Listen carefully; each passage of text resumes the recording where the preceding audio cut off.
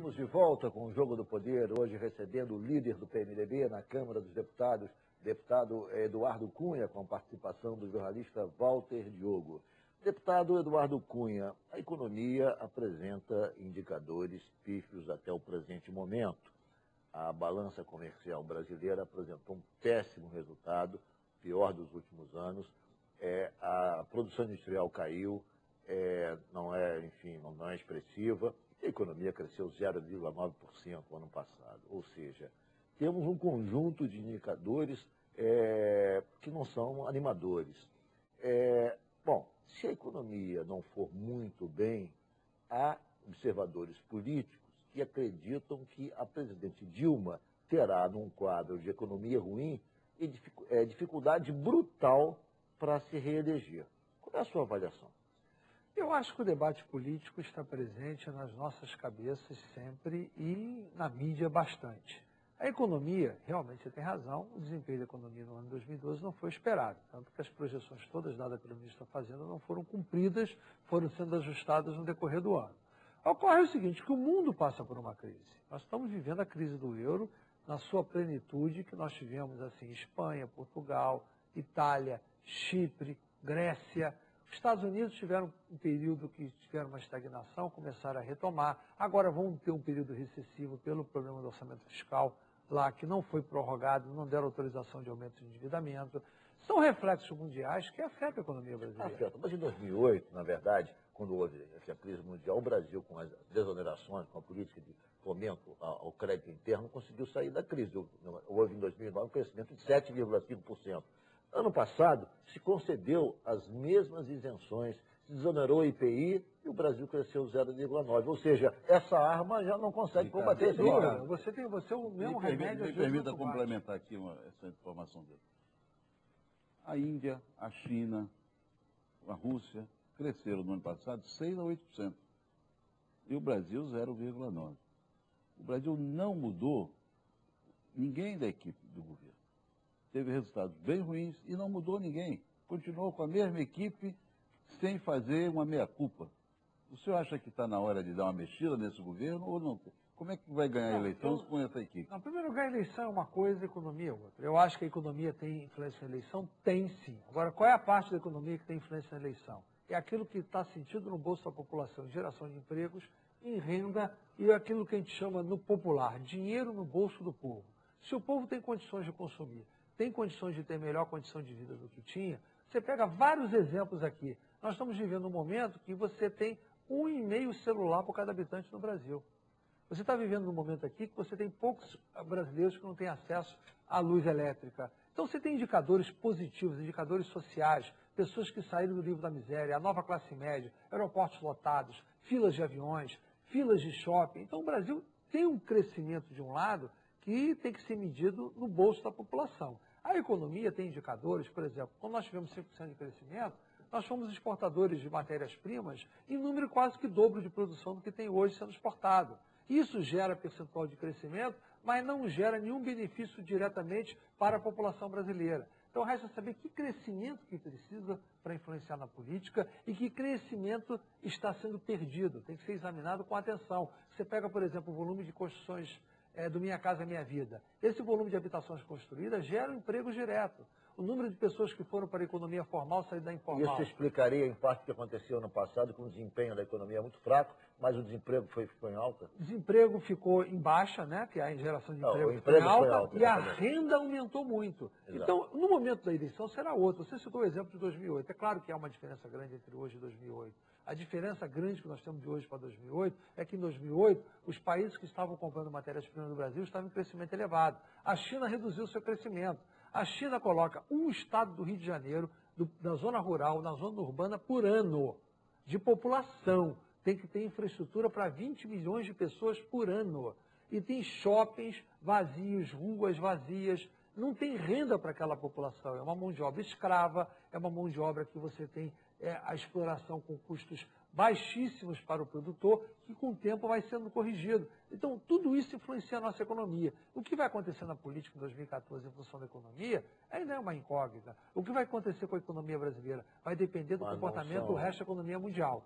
Claro que a exoneração de IPI já é um remédio fracassado. Claro que o excesso de expansão de crédito não é a solução mais. Claro que tem que ter outros tipos de políticas que a presidente da República já anunciou. Ela baixou o juro a um nível que nós nunca tivemos nos últimos anos.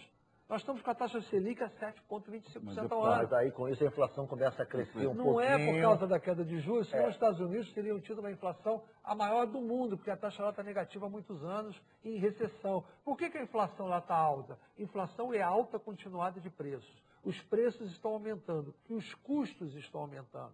Por exemplo, o salário está aumentando mais do que a renda gerada pelo trabalho. Isso é um problema que vai ter que ser ajustado. Isso pode influenciar na política. O custo da produção está sendo aviltado por vários fatores que ela está combatendo. Ela reduziu conta de energia, ela está reduzindo o custo portuário. Deputado, me deu uma possibilidade aí de fazer uma contestação. Claro. Porque a gente está vendo aí hoje no Brasil uma situação estranhíssima. O Brasil abriu mão de todas as receitas tributárias para poder salvar alguns setores da economia e garantir os empregos. Mas não pode viver eternamente sem receita, sem dinheiro para investir em infraestrutura. O Brasil hoje não tem dinheiro para investir em infraestrutura. Está praticamente paralisado. Agora, a mesma questão do IPI dos automóveis, o Brasil, que ia terminar agora, o ministro Manta já prorrogou até o final do ano. Mas pode se tornar definitiva. O Brasil criou uma solução mágica. Deixa eu lhe dizer uma coisa. O senhor criou uma história dizendo que ganhar eleição é uma coisa e a economia é outra. As duas coisas estão juntas. Eu não sei como é que o senhor separou essas coisas, porque o Brasil é o mesmo. Você entendeu errado a minha colocação. Talvez eu disse que o conceito... Acho que o senhor tem inventado, inovado aí. O conceito da economia que influencia na eleição não é necessariamente o conceito que você possa entender como sendo esse conceito de economia. Eu quis dizer que, por exemplo, no ano passado, com 0,9% de crescimento, a base do governo ganhou as principais cidades do Brasil. São Paulo virou com o PT virando eleição, saindo do nada. Por quê? Porque esse crescimento de 0,9% da economia, ele efetivamente não teve impacto na economia que afeta o bolso. Eu disse que o que é importante para a população é ter dinheiro, renda no bolso e ter emprego. Se isso for em alta, certamente quem estiver no comando ganhará a eleição. Se a economia crescer 10% vendendo minério para a China, não vai resolver o problema do bolso da população. Deputado, essa questão da economia, quer dizer, a fragilidade que se mostra na economia brasileira, você não acha que até certo ponto estimula alguns setores que antes estavam acordados com o governo a tentar buscar uma alternativa? Por exemplo, o próprio PSD, que lança o governador Eduardo Campos como candidato agora, que era um fiel aliado da base governista, um fiel aliado do PT, começa a ensaiar já a sua candidatura presidencial, começa a haver um racha na base, porque sintomaticamente no momento que a economia vai mal, ou seja, quando a coisa começa a não inspirar tanta confiança, começam a aparecer outras alternativas. E isso dificulta ainda mais agora no campo político. Veja bem, Ricardo, não tem espaço. Eu acrescentaria a ele o seguinte: o governo tem hoje um problema que está com Eletrobras, Petrobras e outras empresas em dificuldades, praticamente quebradas e sem capacidade de investir.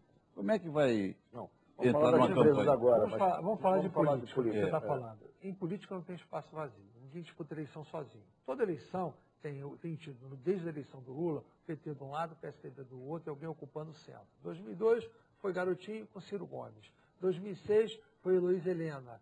2010 foi Marina.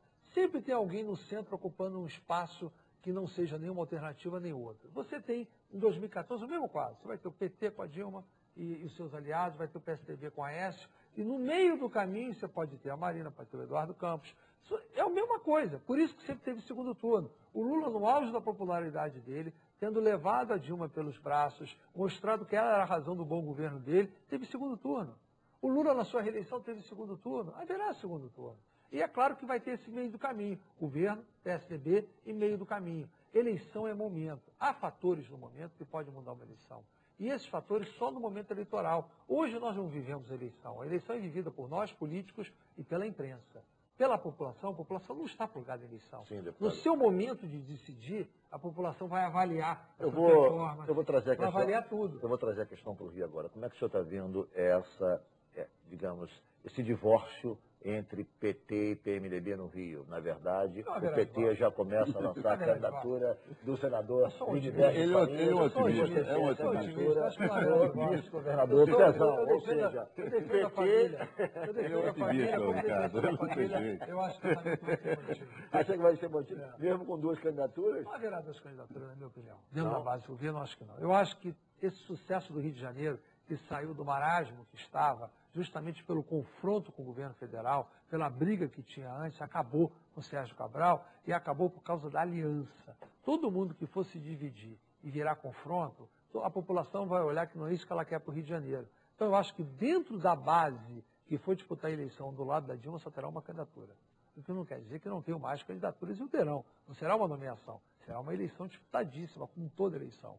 Mas eu não acredito em duas eleições da base. Até porque o PMDB já colocou. O PMDB é partícipe da eleição, é aliado do governo federal, está dando a cabeça de chapa, ficando com a segunda posição na chapa nacional, não é para entregar em todos os estados tudo. O PMDB certamente não vai concordar em entregar a cabeça de chapa no Rio de Janeiro ou ter disputa. Nós não temos candidato a presidente, nós não estamos candidato a presidente para disputar e ganhar no segundo turno. Nós estamos juntos. Essa, então, é uma questão que o PMDB do Rio de Janeiro vai levar até o final. Eu acho que o PMDB nacional, o PMDB nacional vai encampar a posição do Rio. Vai encampar a posição do Rio. O confronto do Rio vai ser PMDB, PSDB.